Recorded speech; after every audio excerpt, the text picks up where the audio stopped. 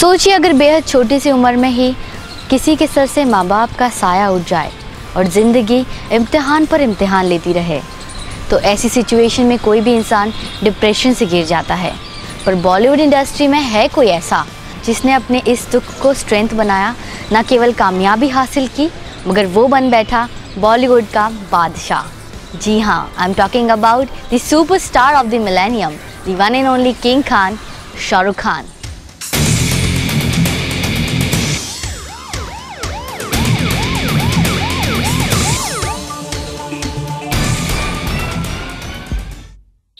They say in Urdu, किसी को मुकम्मल जहां नहीं मिलता, किसी को ज़मीन, किसी को आसमान नहीं मिलता। And people do turn around sometimes, including my wife, and say, you're always working. And I think the only cure I've had for sadness is to keep on working. So welcome to बातें बॉलीवुड की। आज हम इस show में बातें करेंगे शाहरुख खान के बारे में। अभी हाल ही में उनका 49th बर्थडे गया, तो चलिए देखते हैं शाहरुख खान पर ही एक छोटी सी quick report.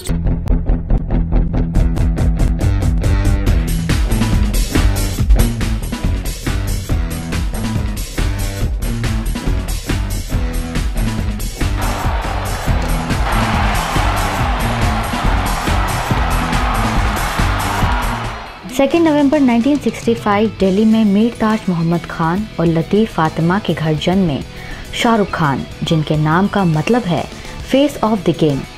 Saint Columbus school में अपनी स्कूलिंग कर चुके शाहरुख खान अपनी स्कूल लाइफ में ब्रिलियंट स्टूडेंट तो थे ही, साथ ही फुटबॉल, हॉकी और क्रिकेट के कैप्टन भी रह चुके थे। उनके फ्रेंड्स के ग्रुप का नाम था सी गैंग, बिकॉज इस ग्रुप के सारे मेंबर्स सी डिवीजन में पढ़ते थे। SRK was the leader of this gang. But life ने सैड सा मोड़ तब लिया जब अचानक उनके फादर ने कैंसर की बीमारी से लड़ते हुए 19 सितंबर 1981 में अपनी आखिरी सांसें ली। तब शाहरुख खान सिर्फ 16 साल के ही थे। आज भी अपने पिताजी की यादों को वो अक्सर स्क्रीन पर शेयर करते नजर आते हैं।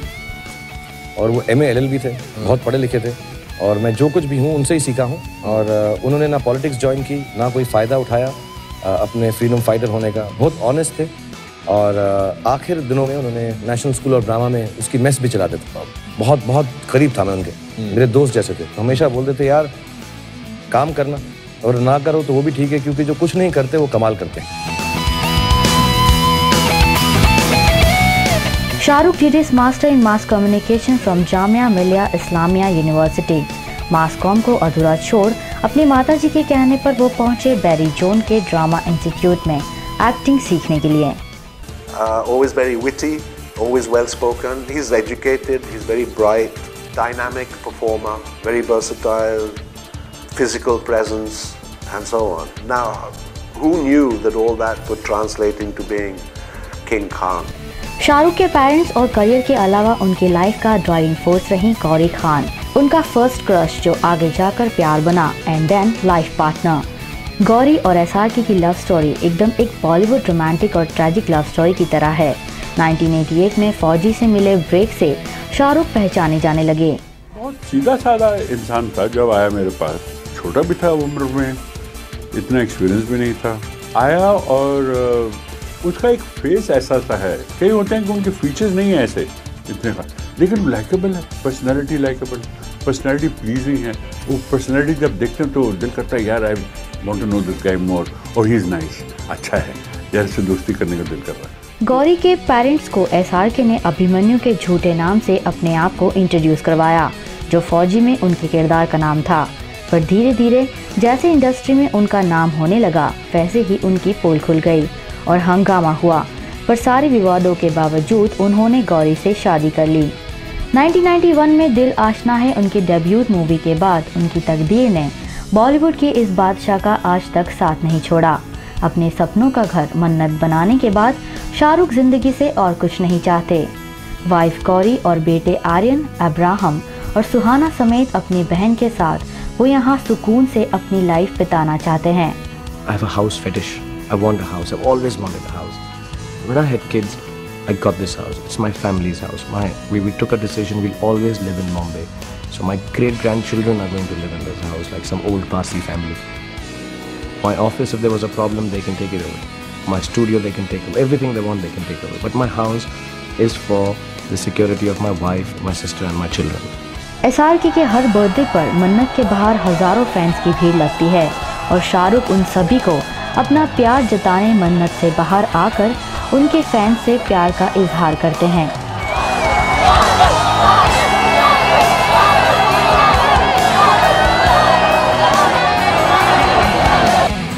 अगर हम शाहरुख के फैंस की बात करें तो आज मेरे साथ मौजूद हैं शाहरुख खान के बहुत बड़े फ़ैन।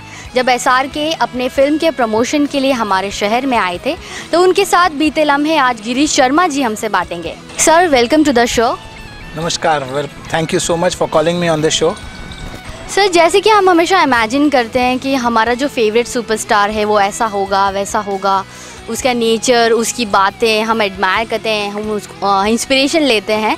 तो जब शाहरुख खान आपसे लाइव मिले फेस टू फेस तो क्या एक्सपीरियंसेस थे और आपने क्या जाना उनके बारे में, हमसे शेयर कीजिए।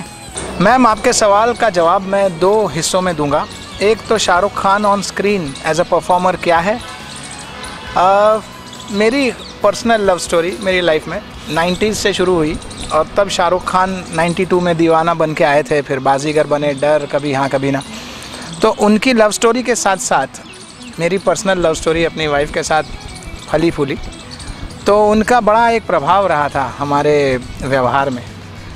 और फिर आपके प्रश्न का दूसरा हिस्सा कि जब हम उनको मिले रियल में तो सबसे पहले तो एक डर था कि इतने बड़े सुपरस्टार हैं, पूरी दुनिया में घूमे हुए हैं, इतनी बड़ी फ़ैन फॉलोइंग है उनकी, और वो आए उसके पहले 1 दिन पहले तो उनके सारे सिक्योरिटी वाले आ गए थे और उनके सारे जो कॉटरी है उन्होंने हमें थोड़ा नर्वस कर दिया था कि वो शाहरुख खान ये करेंगे, ये नहीं करेंगे, नहीं this he will not do, this he will do. तो हम बड़े असमंजस में थे कि उनसे कैसे मिलें। लेकिन फिर हमारी कंपनी की तरफ से जो कुछ तोहफे हमने उनके लिए रखे थे वो तोहफे देने के लिए मैं स्टेज पर गया और उन तोहफ़ों के साथ में मैं एक पर्सनल तोहफ़ा भी लेके गया था कि जब से मैं इस इंडस्ट्री में हूँ, फिल्म इंडस्ट्री में, और जब से उनकी पहली फ़िल्म आई थी करण जौहर की, अमिताभ बच्चन शाहरुख खान वाली, कभी अलविदा ना कहना, तब से लेकर के रावण तक हमने जो जो प्रमोशंस किए थे उन सारे प्रमोशंस का मैंने एक फ़ोलियो बनाया था, मैंने और मेरी बच्ची ने। तो वो फ़ोलियो में बना करके शाहरुख खान को जब स्टेज पे देने गया और मैंने कहा कि सर इसके अंदर आपकी सारी फिल्मों का प्रमोशन है, तो इतना बड़ा सुपरस्टार, इतना बड़ा एक्टर, इतना बड़ा हीरो, उन्होंने, आप मानेंगी नहीं, वो कबूल किया मुझसे और वो झुके मेरे सामने, सर झुका के उन्होंने मेरा इस्तकबाल किया। तो मैं बड़ा प्रभावित हूँ उनसे कि इतना बड़ा सुपरस्टार जिनके बारे में हमने इतना सब सुन रखा था, वो ये करेंगे, वो नहीं करेंगे, वो सब कुछ कर रहे थे और बड़े अप्रोचेबल थे। और ये पूरा वाक़या हो गया करीब 30 से 60 सेकंड में। और फिर ये सब होने के बाद मैंने उनको बताया कि मैं रावण के लिए क्या कर रहा हूँ। उन दिनों वो रावण की पब्लिसिटी में बड़े व्यस्त थे, तो मैंने उनको ये बताया कि मैं रावण के लिए क्या कर रहा हूँ। तो वो उन्होंने इतने प्रभावित हुए, इतने सारे इनामों के बारे में सुना कि हम लोग इतने इनाम दे रहे हैं जो भी रावण देखेगा उनको। तो कह रहे थे यार मैंने ज़िंदगी में स्कूटर नहीं चलाया कभी, तो मुझे स्कूटर तो इनाम मेरे को दिला देना, मेरे को चलाना है।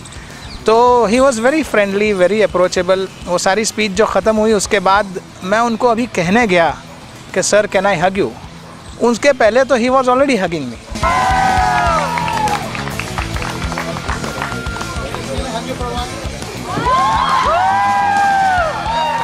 हमें उनके तक पहुंचने की ज़रूरत नहीं पड़ी, वही हम तक पहुंच गए। एक ऐसा एक रिश्ता कायम कर दिया उन्होंने उन 60 सेकंड्स में कि उसकी जो आभा है, उसकी एनर्जी लेवल्स है, उसका जो ऑरा है, वो मैं ताउम्र तो नहीं भूलूंगा। और ये है इम्पैक्ट शाहरुख खान का in person to a fan like Girish Sharma. Girish sir, ऐसी कौन सी फिल्म है शाहरुख खान की जो आपने बहुत सारी बार देखी हो? 2-3 हैं। सबसे ज़्यादा तो कभी अलविदा ना कहना मेरे फेवरेट फिल्मों में से एक है। उसमें शाहरुख खान राहुल और राज से बिल्कुल अलग किरदार निभा रहे थे, तो वो मैंने बहुत बार देखी, 15-16 बार। मेरे मन ये बता दे तू किस ओर चला है तू, क्या पाया नहीं तूने, क्या ढूंढ रहा है तू, जो है कहीं, जो है सुने, वो बात क्या है बता। इसके अलावा ओम शांति ओम मैंने बहुत बार देखी। वो एक लाइट हाउस की तरह है वो फिल्म मेरे जीवन में। वो फिल्म तब आई थी जब मैं इस इंडस्ट्री को छोड़ चुका था और इस इंडस्ट्री में वापस आने के सपने थे मेरे। तो मैंने अपनी पत्नी को एक लंबा सा SMS लिखा था कि ये फिल्म मेरे जीवन की लाइट हाउस है, और जैसे ओम शांति ओम में वो ओके बन के फिर से आता है, वैसे मैं भी इस इंडस्ट्री में आऊँगा और जीत जाऊँगा। और इसी तरह से फिर 3-4 महीने बाद मैं वापस इंडस्ट्री में आया। जीता कि नहीं है तो पता नहीं, पर आया। So sweet. अच्छा, कोई भी उनकी फिल्म का डायलॉग जो आपको याद हो और आपको बहुत पसंद हो? हाँ, ओम शांति ओम का ही बोल देता हूँ। वो डायलॉग सबको याद है, सबको पसंद है कि जब किसी चीज़ को चाहो तो पूरी कायनात उसे आप तक पहुँचाने में लग जाती है। एंड दूसरा एक डायलॉग ये है कि हर कहानी का एंडिंग एक हैप्पी एंडिंग होता है, और जब तक हैप्पी एंडिंग्स ना हो तो समझो कहानी पूरी नहीं हुई, पिक्चर अभी बाकी है मेरे दोस्त। सर, अब हमारे व्यूअर्स को ये भी बता दीजिए, अभी हाल ही में 9th बर्थडे गया शाहरुख खान का। अगर आपको मौका दिया जाता उन्हें बर्थडे विश करने का, तो आप कैसे करते हैं? इसका जवाब भी मैं थोड़ा पर्सनल अभिव्यक्ति से लदा जवाब दूंगा। 12 अक्टूबर 2011 को मैं शाहरुख खान से पहली बार मिला था, और उसी दिन शाम से मेरे मन में एक ख्याल आया कि मैं एक किताब लिखूं, और उस किताब का नाम है लिविंग एट द मूवीज़। तो मैं वो किताब में एक फ़िल्मों से कितना प्रभावित एक आम आदमी होता है, हर एक्टर से कितना प्रभावित होता है, उसका एक पूरा मैं एक एंटरटेनिंग तरीके से वो किताब में बयां करने वाला हूं, और वो किताब मैं उनको गिफ्ट करना चाहूँगा उनके बर्थडे के ऊपर। यही मेरा सपना है। My first co-star. I really love him.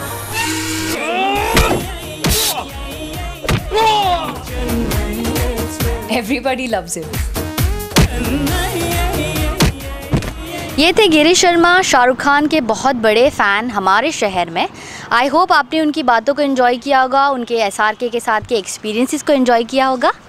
हमारे साथ शाहरुख खान के एक और फ़ैन है नियति शुक्ला। तो आइए जानते हैं उन्हें शाहरुख क्यों पसंद है, शाहरुख की कौन सी मूवी पसंद है और कौन सा डायलॉग पसंद है। सबसे फेवरेट मेरी है कुछ कुछ होता है शाहरुख खान की। वैसे मुझे परदेस, दिल तो पागल है, सारी मूवीज़ पसंद है, obviously he is a star, लेकिन माई फेवरेट इज़ कुछ कुछ होता है। तो आई वुड लाइक टू से अ डायलॉग कि हम एक बार जीते हैं, एक बार मरते हैं, शादी भी एक बार होती है और प्यार भी एक ही बार होता है। तुम नहीं समझोगी अंजलि, कुछ कुछ होता है।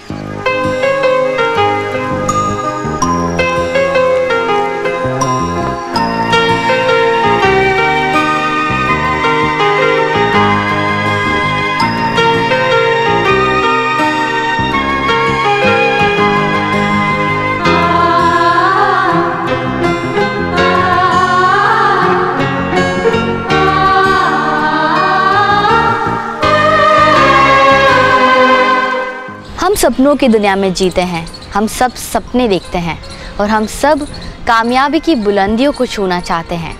सपने पूरे होते हैं और शाहरुख खान जैसे लोग इस बात का सबूत हैं। तो अपने फेवरेट सुपरस्टार से इंस्पिरेशन लीजिए और सपने देखिए।